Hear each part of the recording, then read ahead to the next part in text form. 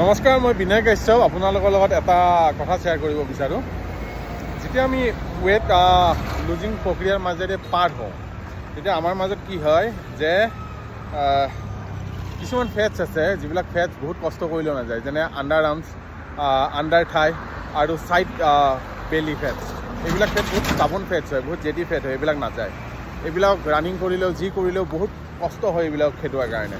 গতিকে কি কৰিলে যাব? শুনক, যিটো মোৰ লগত হৈছিল যে মই এইটো খেদাব পৰা নাছিলোঁ, লাহে লাহে এতিয়া এইটো খেদাব পৰা হৈ আছে, লাহে লাহে গৈ আছে। যে এইটো কি কৰিব লাগে, আমি এইটোৰ কাৰণে চাইক্লিং জাতীয় বস্তু এক্সাৰচাইজবিলাক কৰিব লাগে। যিমানে পেডেল মাৰিম তাত যিবিলাক ষ্ট'ৰ ষ্টাবন ফেট আছে সেইবিলাক কি হয় ব্ৰেক ডাউন হোৱা ষ্টাৰ্ট কৰে, কিন্তু এটা দিনতে ৰিজাল্ট নাপাব। সেইটো ৰিজাল্ট পাবৰ কাৰণে এটলিষ্ট 6 মাহ 8 মাহ আপুনি চাইকেল চলাব লাগিব। যেতিয়া সেই চাইকেল আধা ঘণ্টা 45 মিনিট যেতিয়া চলাব, এই যিবিলাক ষ্টাবন ফেট আছে, যিবিলাক মানে সাধাৰণতে শৰীৰৰ পৰা যাব ইচ্ছা নকৰে, যেনে ছাইড বেলি ফেট, আণ্ডাৰ থাই, আণ্ডাৰ আৰ্ম, এইবিলাক ষ্টাবন ফেটবিলাক লাহে লাহে গলা ষ্টাৰ্ট হৈ যাব। চাব, কৰি চাওকচোন, ভাল ৰিজাল্ট পাব। ধন্যবাদ।